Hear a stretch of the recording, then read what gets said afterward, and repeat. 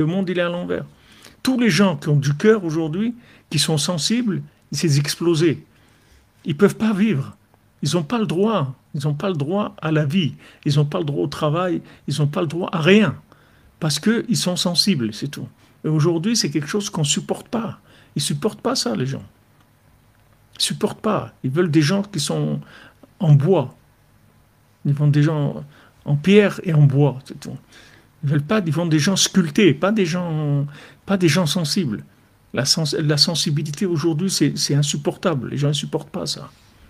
Ils veulent des gens durs, des- en béton. Ils ne veulent pas des gens. Ils te disent, mais c'est quoi ça? C'est le contraire, tout est à l'envers. Le monde il tourne à l'envers. Et vous dites, c'est peut-être c'est les seuls qui peuvent supporter une telle intensité, une telle de, une telle, une telle intensité d'inversion, parce que c'est le grand écart. Hein. C'est pas, c'est de l'inversion. C'est très très dur à supporter.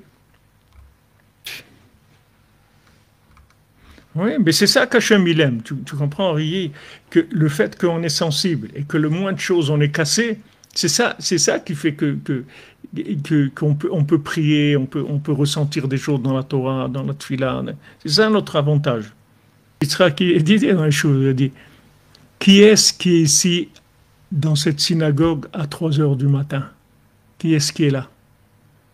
Je ne vous vois pas les beaux gosses, je ne vous vois pas ici à 3 heures du matin. Il n'y a que ceux-là, que les explosés, c'est eux qui sont là à 3 heures du matin.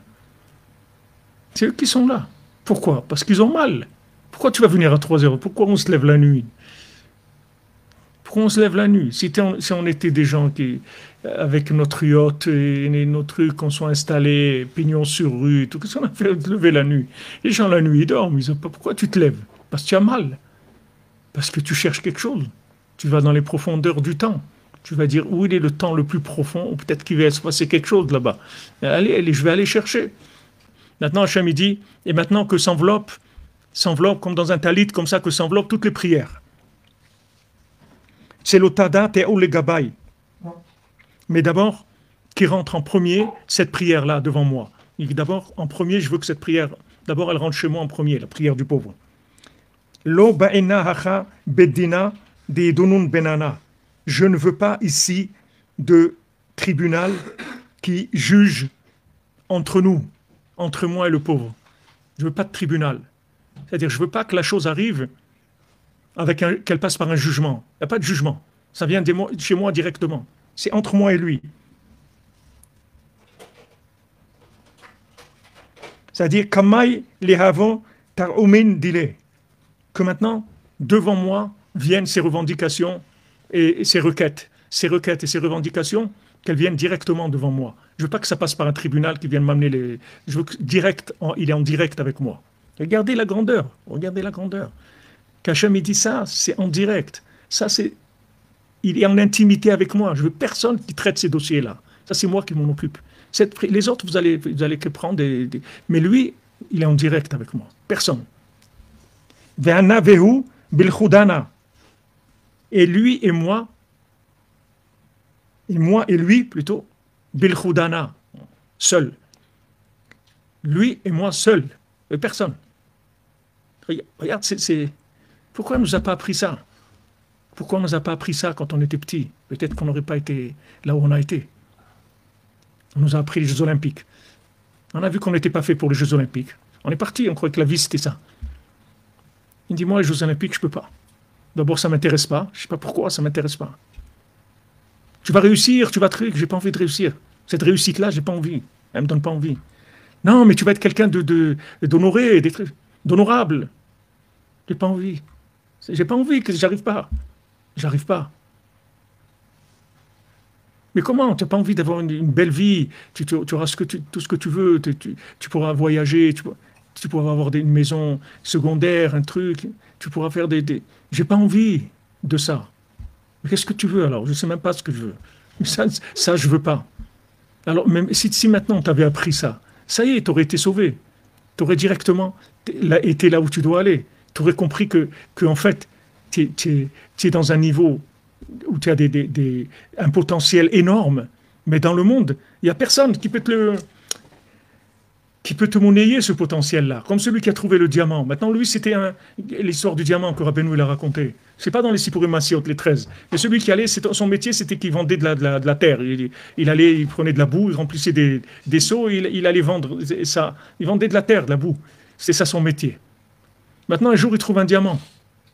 Il prend ce diamant, il va chez le bijoutier du coin, et lui dit ça, ce diamant-là, il n'y a personne dans le pays qui peut te payer ce diamant-là.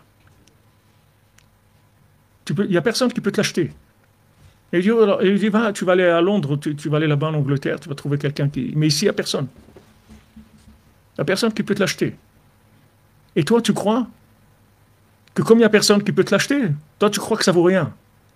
Toi, tu crois que tu vaux rien. Parce qu'il n'y a personne qui t'achète. Donc, tu crois que tu vaux rien. Tu vois que tu vaux rien.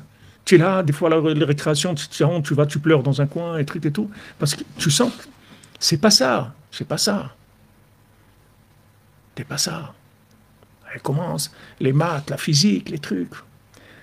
Ah, Rabbi, mais qu'est-ce que je fais là? Mais c'est quoi ça? Qu'est-ce que et si jamais tu dis, bon, moi, je veux plus aller à l'école et tout, mais tu vas te faire tuer. Comment? Qu'est-ce que tu veux devenir? Être, tu sais ce que ça veut dire? Aujourd'hui, il n'y a pas, même si tu veux faire caissier dans un supermarché, il faut le bac. Tu ne pourras rien faire sans le bac. Rien. Rien. Tu ne peux pas bouger. Tu peux pas bouger. S'il n'y a pas des nissim que Mamash Hashem, Rabbeinu, les tzadikim, ils t'encouragent de l'intérieur, mais tu ne peux pas tenir. C'est impossible. Parce qu'eux, ils n'ont pas les moyens de payer ça. Ils n'ont pas de système pour intégrer des gens comme ça. Ils ne peuvent pas. Parce que s'ils créent un système pour intégrer ces gens-là, ils vont détruire tout le système. Donc il faut qu'ils les laissent des marginaux, des gens, il faut qu'ils les détruisent, parce que c'est des gens dangereux. C'est des gens dangereux.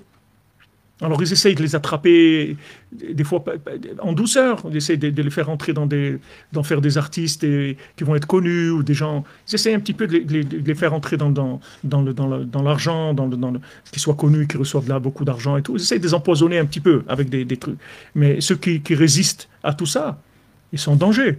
Ils sont en danger parce que le système ne veut pas des gens comme ça. Chez Caissier Intermarché, David, Razak, mon ami. Hazak, mon ami, Be'atzlacha. Là-bas, tu parles de Rabbeinu, c'est tout.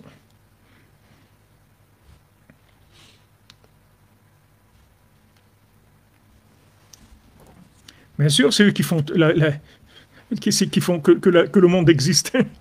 C'est eux qui nourrissent le monde. Il ne faut pas se tromper sur qui est-ce qui nourrit le monde. Parce que ce pauvre-là, quand il demande quelque chose, il demande quelque chose. Il est en intimité avec Dieu. Qu'est-ce que ça veut dire? Hachem, il dit, moi et lui, seul, je veux personne. Personne entre nous qui traduit ou qui dit. Je veux que lui et moi, c'est tout. Be'anaveu bilchudana. Ve'kutsha be'echu. Itiachad bilchudoy be'inun tur'amin be'ahitzelota. Et Akadosh Baruch Hu, il s'unit seul dans les demandes de ce pauvre-là. C'est-à-dire, il s'en occupe personnellement.